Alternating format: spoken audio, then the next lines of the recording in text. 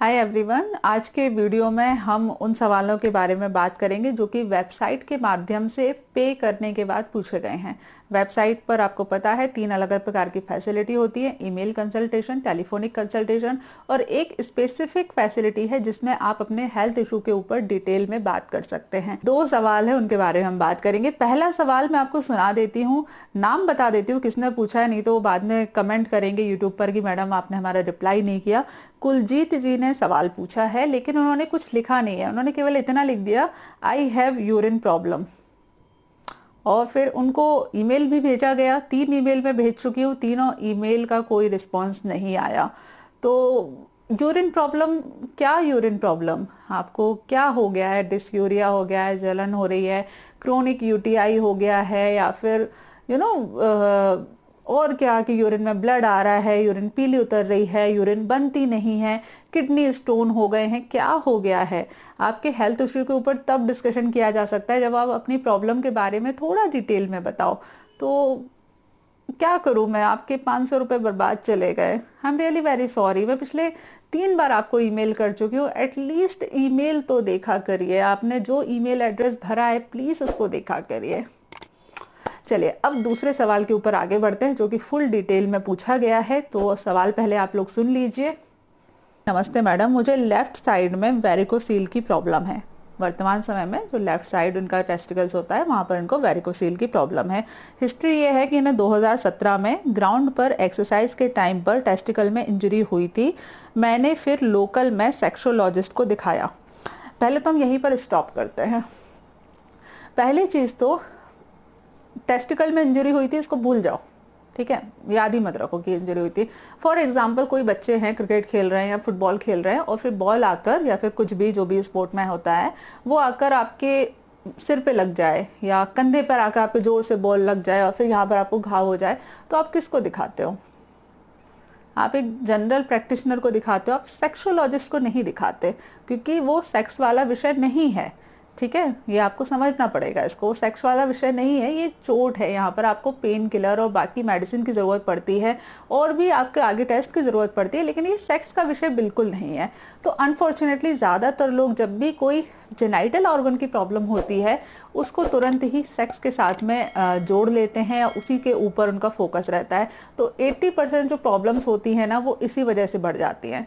यदि आपको किसी भी प्रकार की कोई इंजरी हुई है इनके साथ, ठीक है, यदि और भी अगर कोई बच्चे ये वीडियो देख रहे हैं तो प्लीज़ मैं आपसे रिक्वेस्ट करूंगी, यदि आपके किसी भी प्रकार से खेलते उठते बैठते में मेल या फीमेल दोनों को यदि कहीं पर भी सेक्सुअल ऑर्गन जो होते हैं, जो जेनाइटल ऑर्गन होते हैं, वहां पर किसी भी प्रकार की चोट लग जाए तो बिल्कुल मत शर्माइए, बिल्कुल हेजिटेशन मत करिए, तुरंत डॉक्टर को जाकर, प्रॉपर डॉक्टर को, इन्होंने ये लिखा है ना लोकल में सेक्सोलॉजिस्ट को, इससे मुझे बहुत डाउट हो रहा है कि इन्होंने किस प्रकार के डॉक्टर को दिखाया। मुझे नहीं पता कि किस प्रकार के डॉक्टर को दिखाया, लेकिन डाउट ज़रूर हो रहा है मुझे।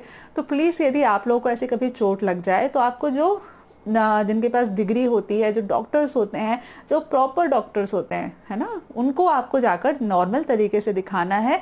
किसी भी प्रकार की इंजरी होती है तो आपको डॉक्टर को ही दिखाना है, सेक्सोलॉजिस्ट को या किसी प्रकार के कोई गायनेकोलॉजिस्ट को या कोई भी ऐसे बड़े डॉक्टर्स को दिखाने की ज़रूरत नहीं है। नॉर्मल इंजरी होती है, नॉर्मल तरीके से उसका ट्रीटमेंट किया जाता है।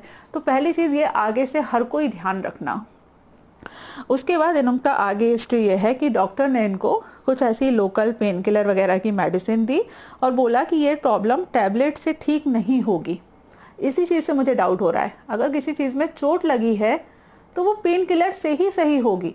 आप आयुर्वेदिक पेन किलर लो, एलोपैथिक पेन किलर लो, वो डिफरेंट बात है, वो एक अलग मैटर है कि आप कौन सा पैथी को चूज कर रहे हो। लेकिन अल्टीमेटली तो यही होगा ना। अगर आपको बैट लग जाए हाथ पे, 2 बच्चे खेल रहे हैं और खेलते समय एक दूसरे को कुछ मार दें और यहाँ हाथ पे चोट लग जाए, तो वो पेन किलर ही देना पड़ेगा। यहाँ पर मैं कोई इम्यूनिटी बढ़ाने की दवाई नहीं दूंगी कि तुम्हारे हाथ में चोट लग गई है तुम इम्यूनिटी बढ़ाओ, अच्छे से खाना खाओ तो तुम्हारे हाथ के दर्द सही हो जाएगा। क्या बेवकूफ़ी पना है ये। तो इससे पता चलता है कि आपने सही डॉक्टर को नहीं दिखाया। अगर उसने ये वाली फालतू एडवाइस दी है ना, तो नहीं, नेचुरली इम्यूनिटी बढ़ाना अच्छी चीज़ है, हमेशा अच्छी चीज़ है, लेकिन वो वेरिकोसील से या टेस्टिकल में लगी हुई चोट से रिलेटेड नहीं है। अब इनके सवाल के ऊपर और आगे बढ़ते हैं। इन्हें ये सब बोला गया, उन्होंने बोला कि टैबलेट से ठीक नहीं होगी, पेन किलर से टैबलेट मतलब पेन किलर मेडिसिन से ये बीमारी ठीक नहीं होगी। पहली बात तो बीमारी कहाँ से आ गई, यही मुझे समझ में नहीं आ रहा है। उन्होंने बोला कि इम्यून सिस्टम को अच्छा करो, एडवाइस दी कि सैलेड, ग्रीन वेजिटेबल्स ये सब खाया करो। उसके बाद मुझे थोड़ा आराम हो गया, ठीक है, पेन बंद हो गया। उसके बाद वर्तमान समय में ये हुआ कि 2020 में मेरी शादी हुई, 2020 में इनकी शादी हुई। मैं अपनी वाइफ के साथ जब भी फिजिकल रिलेशनशिप बनाता हूँ, मैं फर्स्ट टाइम में रिलेशन नहीं बना पाता, अर्ली इजैकुलेशन हो जाता है। सेकंड टाइम में फिजिकल रिलेशनशिप बना पाता हूँ। पहली बात तो एक चीज़ हमेशा ध्यान रखो, किसी भी हेल्दी कपल को जो कि शारीरिक और मानसिक रूप से हेल्दी है, ठीक, उसको कभी भी एक बार में लगातार शारीरिक संबंध नहीं बनाने चाहिए, किसी भी हालत में, कुछ भी हो जाए। स्ट्रिक्टली नियम है सभी कपल्स के लिए, चाहे आप न्यूली वेड हो, चाहे कुछ और हो, मतलब पुराने हो गए हो या आप गर्लफ्रेंड बॉयफ्रेंड की रिलेशनशिप में हो, ये गलती मत करना। अगर आप ये गलती कर रहे हो, यदि आप सोच रहे हो कि आप एक रात में 2 बार 3 बार संबंध बनाओगे, तो आपको आज नहीं तो कल प्रॉब्लम आएगी ही आएगी। अब आपने बोला कि आप पहली बार में नहीं बना पाते हो, दूसरी बार में बना लेते हो, इसका मतलब है कि केवल साइकोलॉजिकल इशू है और कुछ नहीं है। फर्स्ट टाइम जब संबंध बनाते हो तो शरीर के अंदर थोड़ा ज़्यादा एक्साइटमेंट रहता है कंपैरिजन में, ज़्यादा, एक वो कहते हैं ना, ज़्यादा हिंदी का वर्ड है, वो फिल्मों में आता है कि बहुत ज़्यादा चुल मची हुई है, बहुत ज़्यादा एक्सीडेंट, वो एक्साइटमेंट हो रहा है करने का, तो उस एक्साइटमेंट की वजह से आपको जल्दी डिस्चार्ज हो जाता है। तो आपको दोबारा सेक्स नहीं करना है, आपको अपने एक्साइटमेंट को कंट्रोल करना सीखना है, ठीक है। ये चीज़ आप करोगे तो आप फ्यूचर में सही रहोगे। उसके बाद इनको मेरा मोबाइल, उसके बाद इन्होंने ये नहीं बना पाते, और ये अच्छी बात है कि 3-4 दिन में या वीक में 1 या 2 बार ही संबंध बनाते हैं। वेरी गुड, बहुत अच्छी चीज़ है ये। और मुझे उसके बाद अब ये चीज़ और कि इनको सेक्स करने के बाद में, संबंध बनाने के बाद में स्कॉट्रम में भारीपन होता है, लेफ्ट टेस्टिकल में पेन चालू हो जाता है, साथ ही बैक पेन शुरू हो जाता है। एक बात हमेशा ध्यान रखो, सेक्स करने के बाद फिजिकल वीकनेस आती है, सबको आती है, इसीलिए इसको शुक्र का शरण बोला जाता है कि शुक्र जो रहता है वो शरीर से बाहर निकल जाता है।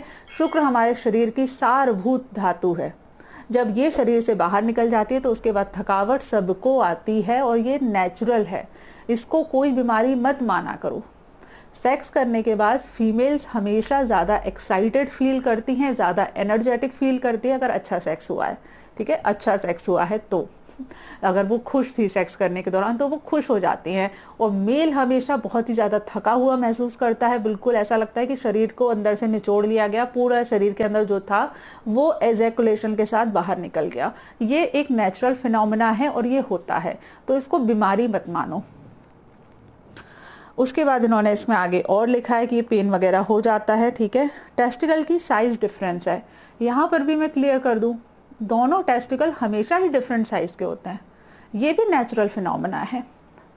आपकी अगर आप बारीक तरीके से देखो तो आपकी दोनों आंखें आइडेंटिकल नहीं होती, बिल्कुल माइन्यूट अंतर होता है, पर होता है, हमेशा होता है। हमारे हार्ट के अंदर 4 चैम्बर होते हैं, ठीक है, 4 चैम्बर होते हैं, चारों चैम्बर बाहर बराबर के नहीं होते। हमारी दोनों किडनी बराबर नहीं होती, हमारी बॉडी में जो भी 2 पार्ट में है वो दोनों कभी भी बराबर नहीं होते। ये नेचुरल फिनोमेना है, इसको आपको बीमारी नहीं माननी है। क्या होता है, हमारी जो बॉडी होती है ना, वो एक रिजर्व के ऊपर काम करती है। हमेशा ही एक ऑर्गन रहेगा या एक पार्ट रहेगा जो ज़्यादा एक्टिव होगा, और जो दूसरा पार्ट है वो कम एक्टिव रहता है, वो रिजर्व में रहता है। किसी कारण से अगर पहले पार्ट में प्रॉब्लम आ जाए तो फिर दूसरा पार्ट होता है वो एक्टिव हो जाता है। जैसे 2 किडनी होती है ना, कि अगर एक किडनी खराब हो जाए तो भी जो बंदा है वो दूसरी एक इकलौती किडनी के ऊपर पूरी जिंदगी निकाल सकता है, तो भगवान ऑटोमेटिकली वो रिजर्व में देता है, तो इसको भी आपको प्रॉब्लम मानने की जरूरत नहीं है। अब इनकी और इसके आगे प्रॉब्लम है कि सेक्सुअल रिलेशनशिप के बाद में टेस्टिकल में पेन, ऊपर की ओर नाभि में पेन, ये मैं अभी क्लियर कर चुकी हूँ। कुछ घंटे तक महसूस होता है, ये भी मैंने क्लियर कर दिया कि ये नेचुरल चीज़ है। वीडियोस में भी बोला है कि प्रीमेच्योर इजैकुलेशन साइकोलॉजिकल प्रॉब्लम होती है, इसको माइंड को ठीक करना पड़ता है, बट मुझे इसकी ज़्यादा टेंशन नहीं है। जब कोई व्यक्ति बोलता है ना कि मुझे इसकी ज़्यादा टेंशन नहीं है, उसको समझ लेना चाहिए कि उसको उस व्यक्ति उस चीज़ की टेंशन है। ये ना एक थंब रूल होता है, पूरी ज़िंदगी में काम करता है। अगर आपको उस चीज़ की टेंशन नहीं होती है ना, तो आपका ध्यान नहीं जाता है वहाँ पे। अगर आपके घर में ये चीज़ कचरा यहाँ पे पड़ा हुआ है, बैचलर के साथ होता है, बैचलर्स होते हैं ना, घर में कचरा पड़ा हुआ है, कपड़ों का ढेर लगा हुआ है, तो उनका ध्यान नहीं जाता उस चीज़ के, क्योंकि उसकी टेंशन नहीं है। वहीं पे वही चीज़ मैरिड कपल हो तो उनको ध्यान जाएगा कि यहाँ सामान क्यों रखा हुआ है, और फिर शायद जितना वो बोले कि नहीं हमें कोई टेंशन नहीं है, हम तो मस्त रहते हैं, वो वास्तव में आपको टेंशन है। अगर आपको टेंशन नहीं है तो वो नहीं दिखता। ये एक साइकोलॉजिकल फिनोमेना है। तो प्लीज इसको ये मत मानो कि टेंशन नहीं है, हाँ ये मानो कि इसकी टेंशन है, लेकिन मैं इसको कंट्रोल करने का प्रयास कर रहा हूँ।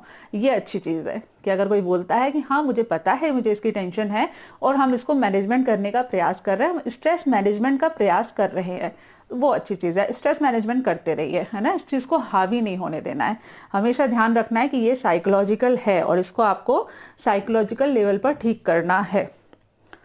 अब इसके आगे ये है कि जो उनका मेन सवाल है कि इनको वेरिकोसील को लेकर टेंशन है। इन्होंने सुन रखा है कि वेरिकोसील की वजह से स्पर्म काउंट वगैरह में प्रॉब्लम आती है, फ्यूचर में इनफर्टिलिटी भी आ सकती है, और अगर कोई इनफर्टिलिटी का इशू आया तो मेरी फैमिली को भी इफेक्ट हो सकता है। इसलिए मैडम मुझे वेरिकोसील से रिलेटेड ट्रीटमेंट बताएं जिससे मैं अपनी वाइफ, फैमिली और अपने आप को इस टेंशन से फ्री कर सकूं।